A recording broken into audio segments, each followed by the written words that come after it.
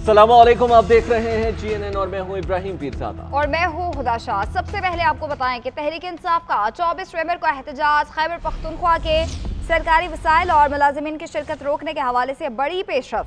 Chief secretary KP ने सरकारी मुलाजमीन को कानून और आइन के मुताबिक फ़राइज़ की अंजामदही की हिदायत कर दी। चीफ सेक्रेटरी ने अपने मरासले में कहा कि तमाम मुलाजमीन सियासी हमदर्दी से बालातर होकर गैर जानिबदारी से फ़राइज़ अदा करें। हमारा अलायंस रियासत और आइन के साथ है और किसी सियासी जमात से हमारा कोई अलायंस नहीं। सरकारी वसाइल और इख्तियारात का नाजायज इस्तेमाल किसी सूरत ना किया जाए। उधर सियासी नुमाइंदों के साथ बतौर सिक्योरिटी तैनात खैबर पख्तूनख्वा पुलिस के एहलकारों की जलसे में शिरकत न करने के हवाले से पेशावर पुलिस ने भी सर्कुलर जारी कर दिया है। मजीद क्या तफसीलात है बताने के लिए नुमाइंदा पेशावर सैफ शेरानी हमारे साथ मौजूद हैं। सैफ, आगाह कीजिएगा, ये जो इस वक्त सर्कुलेट नजर आ रहा है नोटिफिकेशन, इसमें क्या कहा गया? यकीनन ये चीफ सेक्रेटरी खैबर पख्तूनख्वा ने इस वक्त खैबर पख्तूनख्वा के तमाम महकमों के जो आला अफसरान हैं उनको मरासला अरसाल कर दिया, जिनमें IG खैबर पख्तूनख्वा, डिप्टी कमिश्नरान, DPOs और हद तक की जो TMAs हैं उनको भी मरासला अरसाल किया गया है, जिनमें कहा गया है कि जो तमाम सरकारी मुलाजिमीन है वो सियासी सरगर्मियों से उनको दूर रहने की हिदायत की है। तो उनका ये कहना है कि जो गैर जानिबदार और गैर सियासी जो है वो मुलाजिमीन की जिम्मेदारी है, लिहाजा मुलाजिमीन को सियासी सरगर्मियों में किसी भी मौने से दूर रहने की उन्होंने हिदायत की है। इसके साथ साथ इस पर पुलिस ने भी अहकामात पर अमल दरामद करते हुए बकाया तौर पर सर्कुलर भी जारी कर दिया है कि सियासी नुमाइंदों के साथ बतौर सिक्योरिटी तैनात की जो पुलिस एहलकार है वो किसी जलसे जुलूस में शिरकत नहीं करेंगे। तो इसमें मजीद कहा गया है कि एहलकार की जलसे में शिरकत न करने के हवाले से जो पेशावर पुलिस ने सर्कुलर भी बकाया जारी किया है, जिनमें कहा गया कि जो DSPs है वो शिरकत नहीं करेंगे। इसके साथ सियासी नुमाइंदों के साथ जो बतौर सिक्योरिटी तैनात है पुलिस एहलकार है उनको मना करने की हिदायत की गई है। सर्कुलर में ये भी कहा गया है कि शिरकत न करने के हवाले जो पेशावर पुलिस है लिहाजा जो भी इसके में शिरकत करेंगे तो उसके खिलाफ कार्रवाई होगी। जी बहुत शुक्रिया सैफ।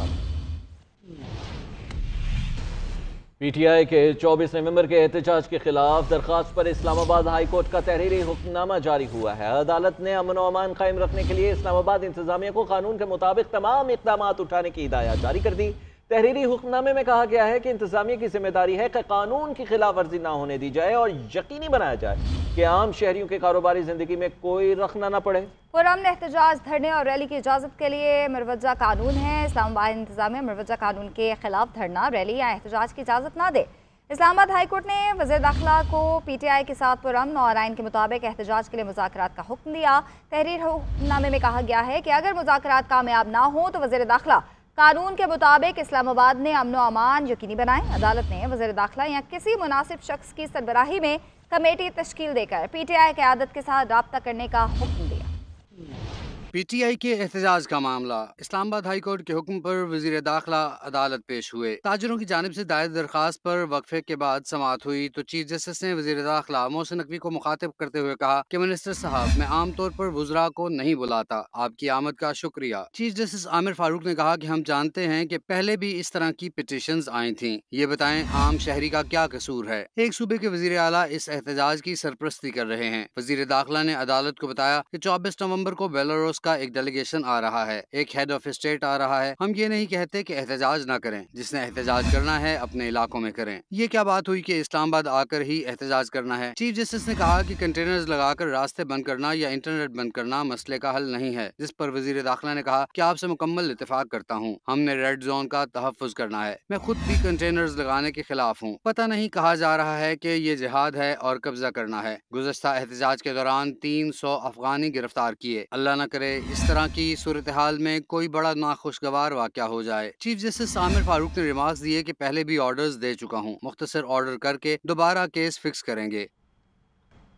मुज़ाकरात धमकियों से नहीं होते, डंडे बरसाने की बातें और मुज़ाकरात साथ साथ नहीं चल सकते। किसी को भी रेड जोन और डी चौक में नहीं आने देंगे। वज़ीर आला खैबर पख्तूनख्वा मुज़ाकरात करना चाहते हैं तो बताएं, मानी PTI को रिहा करना मेरे इख्तियार में नहीं है। उन पर मुतादिद केसेस है, अदालतों ने उनको रिहा करना है। वज़ीर दाखिला मोहसिन नकवी की इस्लामाबाद हाई कोर्ट के बाहर मीडिया टॉक, कहा जिसने एहतजाज करना है अपने सूबे में करें, इस्लामाबाद पर चढ़ाई की इजाज़त नहीं दे सकते।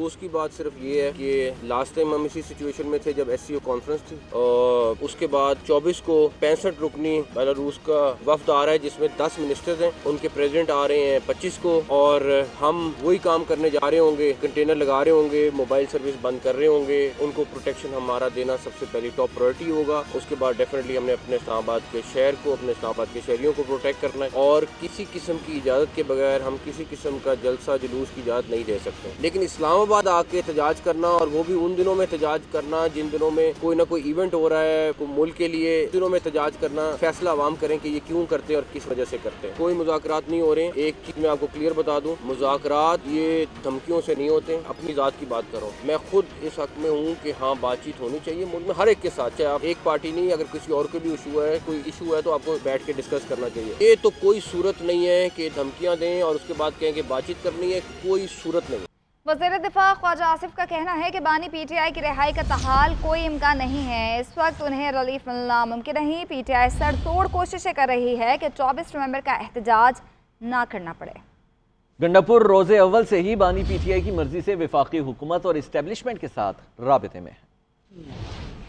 बुशरा बीबी और उनकी बहनें वो आपस में लड़ाई शुरू हो गई हुई है। वहाँ तो विरासत में सिर्फ सियासत ही नहीं है, विरासत में लड़ाई शुरू हो गई हुई है। कब्जा ग्रुप बना हुआ है, एक लाहौर का कब्जा ग्रुप है, एक पाकपटन का कब्जा ग्रुप है, पता नहीं कहाँ के कब्जे ग्रुप है। रिहाई वाली तो कोई बात नहीं है। मैं नहीं कोई देख रहा कि रिहाई मुमकिन होगी, क्योंकि बानी PTI के ऊपर कोई एक केस तो नहीं है और बहुत से केसेस हैं, लेकिन वो सर तोड़ कोशिशें कर रहे हैं किसी तरह जो है हमारी कोई बातचीत जो है बन जाए और हमें 24 नवंबर वाला जो है वो मुजाहरा ना करना पड़े। वो एस्टैब्लिशमेंट से मुलाकात नहीं, लेकिन एस्टैब्लिशमेंट के उन्होंने खुद बयान दिया है। मेरा गौर साहब ने एस्टैब्लिशमेंट से जो क्लोज लोग सियासी हैं हम उनसे बात करने को तैयार हैं। अब मुझे नहीं पता कि हम में से कौन एस्टैब्लिशमेंट के साथ क्लोज है और कौन नहीं है। नहीं देखें, ये जलसे की इजाज़त जो है बिल्कुल जो है वो दी जा सकती, लेकिन ये नहीं कि आप पेशावर से चलें और हमला करें पंजाब के ऊपर। ये बगावत है, ये इंसरक्शन है, ये नहीं बारे में,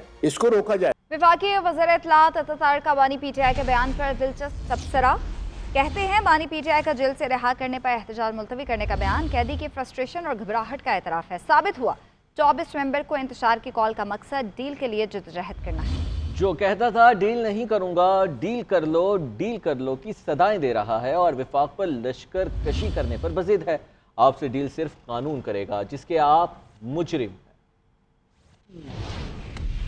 अपने नाज़रीन को बताएं, रावलपिंडी की इंसदाद दहशतगर्दी आदात ने 28 सितंबर को जलाओ घराव केस में बानी PTI का 5 रोज़ा जिस्मानी रिमांड मंजूर कर लिया। पुलिस बानी PTI से अडियाला जेल में ही तफ्तीश करेगी। वकील सलमान सफदर ने दलाइल में कहा कि बानी PTI के खिलाफ मुकदमा सियासी इंतकामी कार्रवाई है। PTI 1.5 साल से कैद तन्हाई में है, वो कैसे मनसूबाबंदी कर सकते हैं।